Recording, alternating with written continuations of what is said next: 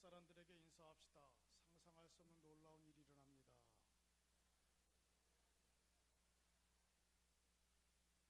금년에도 여러분들 인생에 상상할 수 없는 놀라운 일들이 일어나기를 주의 이름으로 축복합니다. 지난주 설교에 날마다 수가 더하는 교회는 세 가지로 말씀을 드렸습니다. 첫째로는 성령 충만한 교회요, 또한 사도들의 가르침이 있는 교회요, 성도 간의 거룩한 교제가 있는 교회가 날마다 수가 더하는 교회다라고 말씀을 드렸습니다. 그런데 오늘 본문을 보니 또 날마다 수가 더하는 교회에 또 하나의 모델이 있습니다. 오늘 본문에 보니까 이렇게 말씀했어요. 날마다 수가 더하는 교회는 기도하기에 전혀 힘쓰는 교회다라고 말씀했습니다. 따라합시다. 기도하기를 힘쓰는 교회.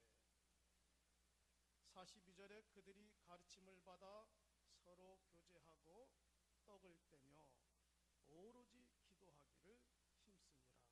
오로지 기도하기를 힘쓰니라. 왜 이 초대교회 때부터 주님께서 너희들은 기도하기를 힘쓰라고 말씀했겠습니까? 사실 이 기도는 하나님과 성도들과의 소통이거든요. 기도가 막히면은 하나님과의 소통이 막히는 겁니다. 그리고 기도는 하나님과 나와의 대화할 수 있는 유일한 축복의 통로입니다. 그런데 이 기도가 막히면은 이 축복의 통로가 막히는 거예요. 그래서 주님께서는 이 초대교회 때부터 120명의 문도가 마가의 다락방에 앉아서 무릎을 꿇고 기도할 때에 그들은 어떻게 했느냐? 오로지 기도하기를 힘썼다. 이렇게 말씀했어요. 오로지 기도하기를 힘쓰니까 성령 충만한 역사가 일어나고 능력이 나타나고 표적이 나타난 역사가 일어나게 된 겁니다. 그런데 오늘 본문에 보니까 주님께서 왜 기도하기를 힘써야 되느냐라고 말씀했냐면은 첫째로는 시험에 들지 않기 위하여 기도하라 이렇게 말씀했습니다. 여러분, 우리가 이 세상을 살다 보면은 얼마나 크고 작은 시험거리들이 많습니까? 또한 교회 안에서도 신앙생활 하다 보면은 크고 작은 시험거리들이 많아요. 그런데 그 시험거리 내용들을 가만히 보세요. 가만히 보면은 그 아무것도 아니에요. 아무것도 아닌데 내 감정을 자극시키고 내 마음에 손상을 입혀서 그것 때문에 시험거리. 그래서 우리 주님은 그런 것들을 너무나 잘 알고 계시기 때문에 너희들은 기도하기에 힘써라. 힘써라 이렇게 말씀했어요. 기도하기에 힘쓰면은 이 시험을 극복할 수가 있고 기도하기에 힘쓰면은 능력이 나타나기 때문에 너희들은 기도하기에 힘쓰라라고 말씀했습니다. 그런데 기도할 때 어떻게 기도해야 되느냐? 또한 깨어서 기도하라고 말씀했어요. 깨어서 기도하라. 에베소서 6장 18절에 보니까 모든 기도와 간구로 하되 무시로 성령 안에서 기도하고 이를 위하여 깨어 구하기를 힘쓰라. 깨어서 기도하라고 그랬죠. 우리 예수님께서 제 아들을 데리고 감람산 기도원에 올라가셨습니다. 그리고 주님은 베드로와 요한과 야고보를 지정된 장소에 앉히셔서 너희들은 여기에 앉아서 기도해라. 나는 이곳에서 기도하겠다. 왜 그러냐면 우리 예수님은 지금 이 십자가를 짊어지느냐, 이 고난을 어떻게 감당할 것인가, 이것 때문에 참 힘들었거든요. 그래서 주님은 기도하지 않냐면 안 되겠기에 감람산에 올라가셔서 기도하셨어요.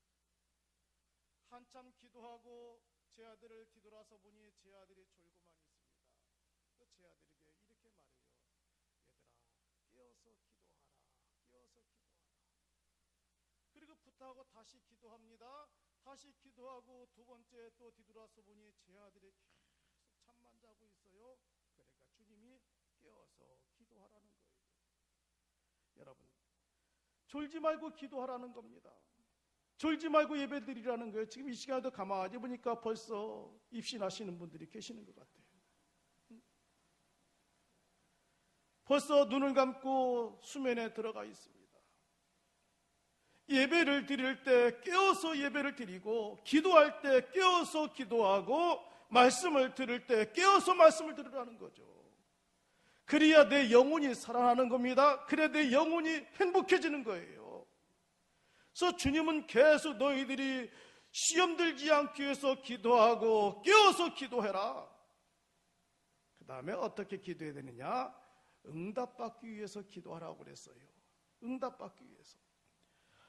마태복음 7장 8절에 보니까 구하는 이마다 받을 것이요, 찾는 이가 찾아낼 것이요, 두드리는 이에게 열릴 것이니라. 구하는 이에게 주께서 주시고, 찾는 이에게 찾게 하시고, 두드리는 자에게 열리게 하신다고 말씀했어요.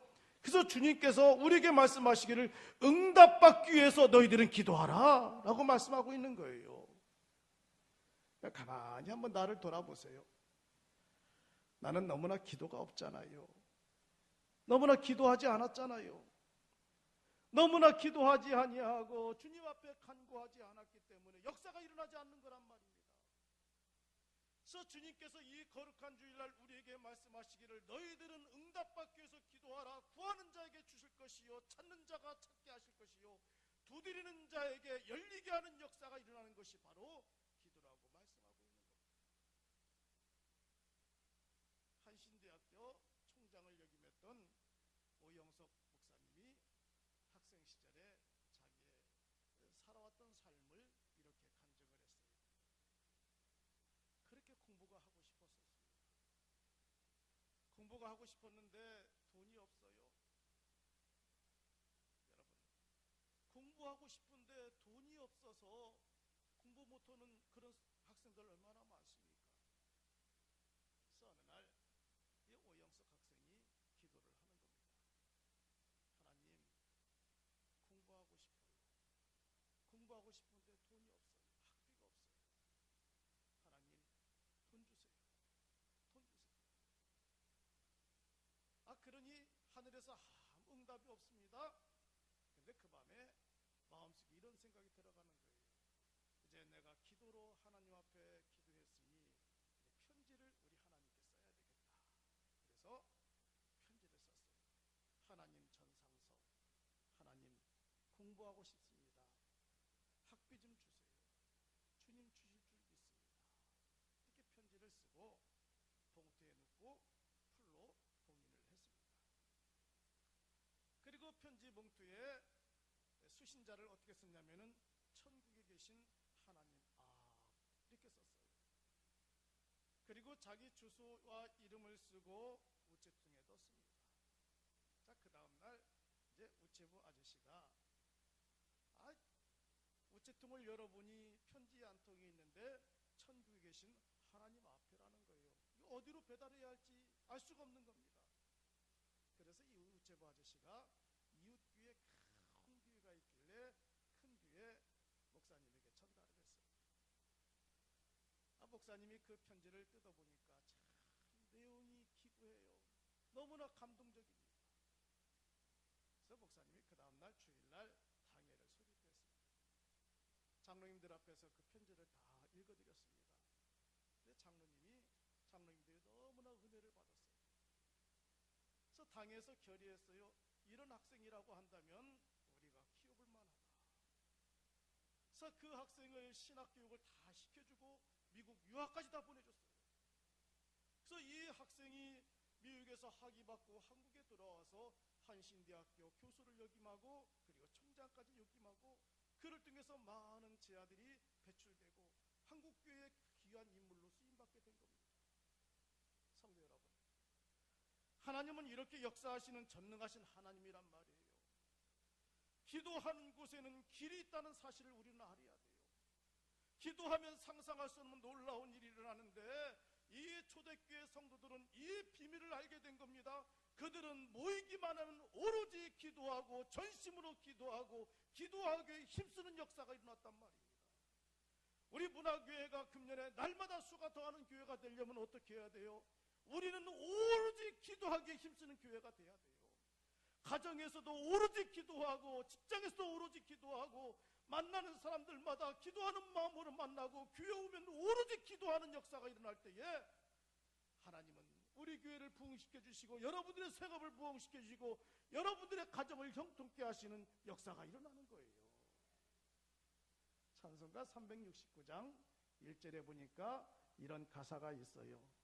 주께 고함 없는 고로 복을 받지 못하네. 사람들이 어찌하여 아랠 줄을 모를까. 우리가 늘 즐겨 부르는 찬송입니다. 그냥 지나가 버려요. 근데 제가 불렀던 찬송 가사의 중간에 기가 막힌 말씀이 있어요. 복을 받지 못하네. 왜 복을 받지 못합니까? 주께 구함이 없는 거로 복을 받지 못하고 사람들이 어찌하여 아랠 줄을 모를까. 여러분, 이 가사를 음미해 보세요. 우리가 복을 받는 비결이 어디에 있습니까? 주께 구해야 되는 겁니다. 기도해야 되는 거예요. 간청해야 되는 거예요. 그런데 사람들이 주께 아랠 줄을 모른단 말입니다.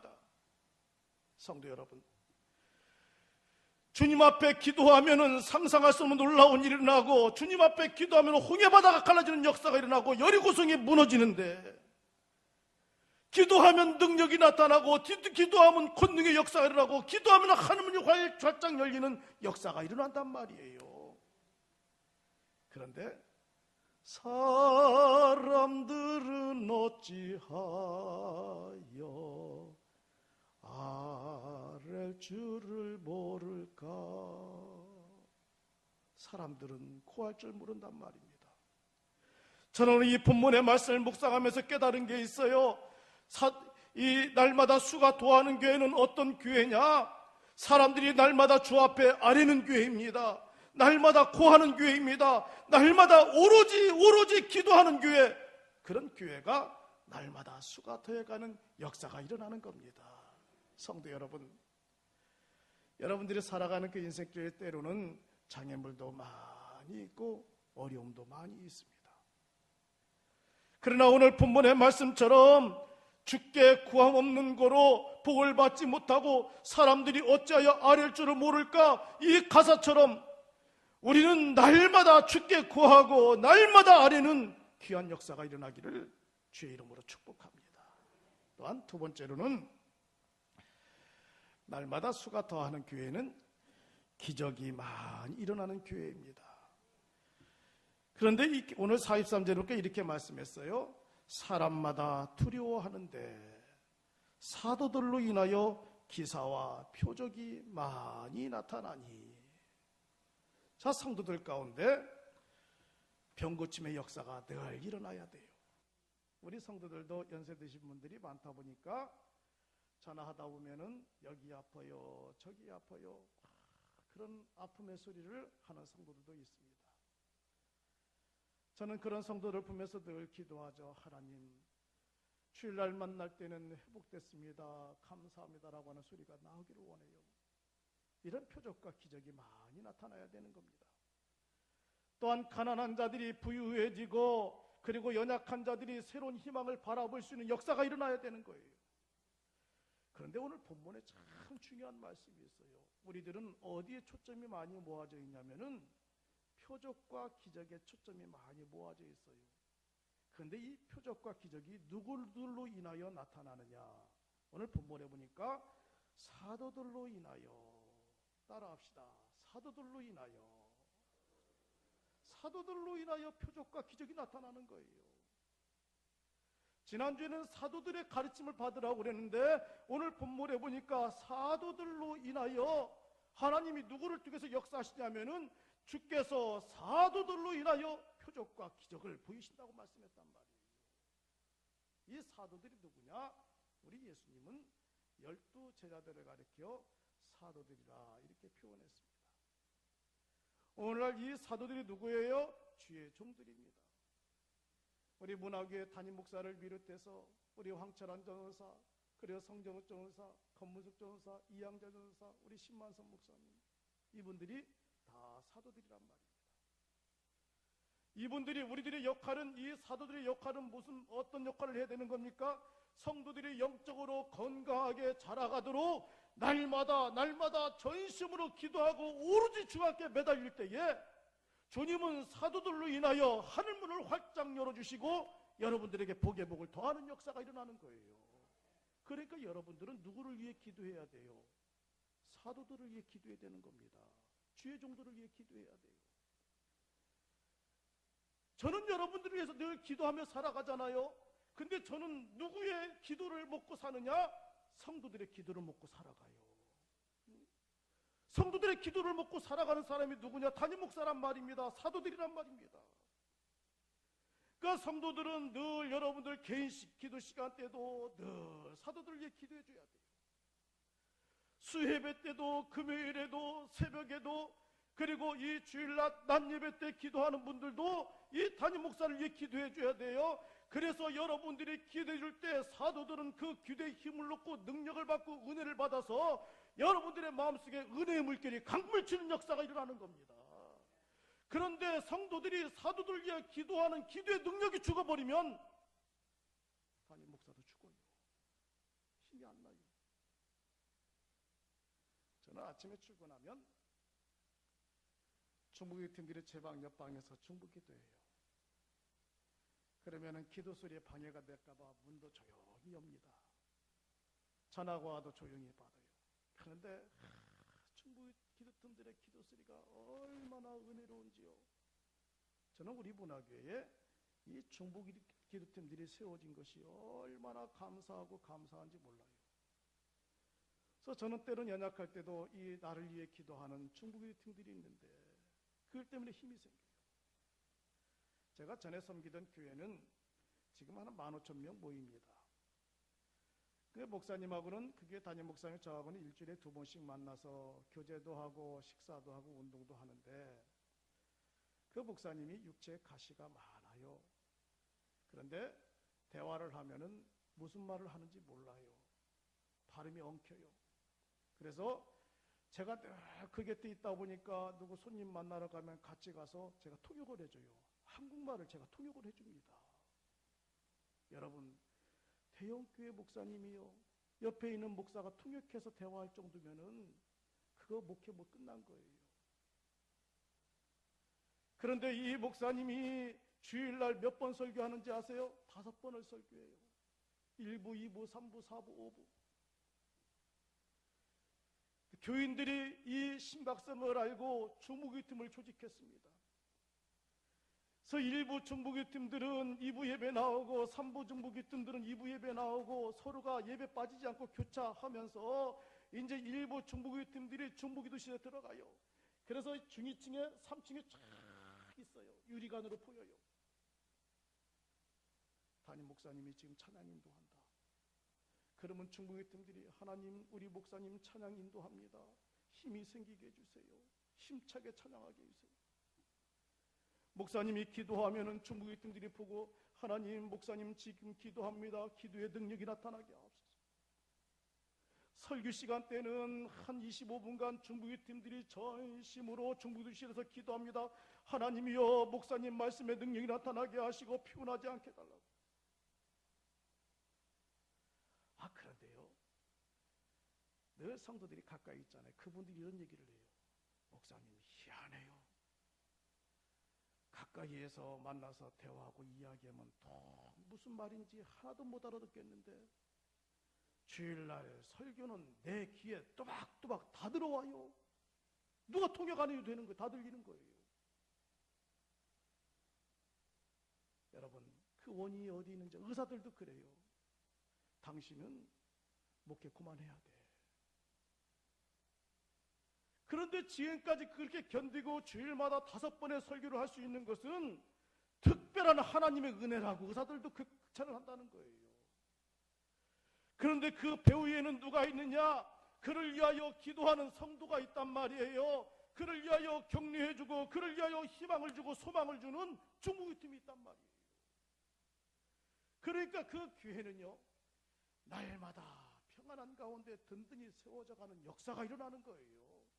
교인들이 가는 곳들마다 목사님의 육체에 가시가 있어도 목사님이 자랑하며 살아갑니다. 교회가 날마다 부흥하는 거예요. 성도 여러분, 우리 사도들은 성도들의 기도를 먹고 살아가요.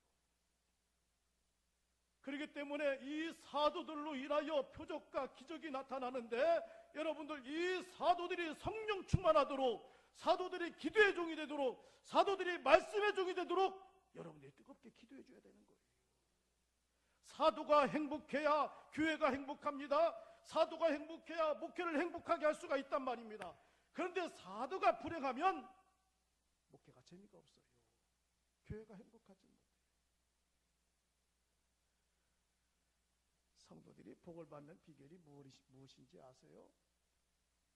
초대교회 성도들처럼 사도들을 위하여 뜨겁게 기도하고 사도들의 권위를 존중하는 거예요.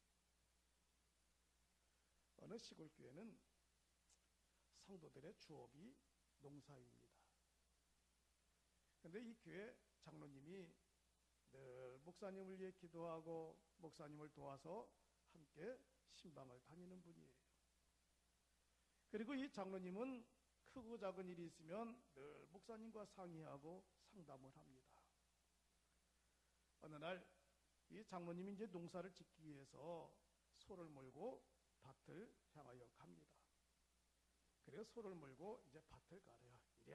이래 하면서 밭을 가는데, 잘 밭을 깔던 소가 갑자기 땅에 덜썩 주저앉고 불어넣어서 일을 안 해요. 장로님이 소를 책직으로 때리고 또 먹을 것을 주고 발로 차도 말을 듣지 않아요. 그래서 화가 났습니다. 안 되겠다. 가서 목사님이 어떻게 해줄 수 있을까 하고 목사님을 찾아갔어요. 목사님, 큰일 났어요. 오늘 밭을 가려야 되는데 저놈의 소가 불어넣어가지고 일어나지도 않고 말을 듣지 않습니다. 목사님 어떻게 좀 해보세요. 아니 참 짐승을 어떻게 다룬단 말이에요. 그래서 목사님이 쫓아갔습니다. 가면서 기도하면서 갔어요. 하나님, 소가 뻘떡 일어나야 되는데 안 일어나면 어떻게 할까요? 어찌한지 소에게 갔어요. 그리고 소 귀에다가 이렇게 말했어요. 야, 속썩이는 성도가 많은데 너까지 속썩일래? 일어나라. 저 말할 때 일어나라. 그 말했더니 소가 벌떡 일어나는 거예요. 그리고 그날 농사를 잘 졌어요. 또 이튿날 또 장로님이 소를 몰고 밭에 나가는데 똑같은 일이 벌어진 거예요. 벌렁 불어나서 일어나지 않아요. 장로님이 또 목사님께 찾아왔어요. 목사님, 얘가 또 속썩이네요. 장로님이 쫓아갔어요. 목사님이 쫓아갔어요. 그런데 목사님 그 한마디가 소가 지금까지 자리에 들어놓지 않고 일을 한대요. 무슨 말한지 아세요? 너 속썩이면 도살장에 끌려간다.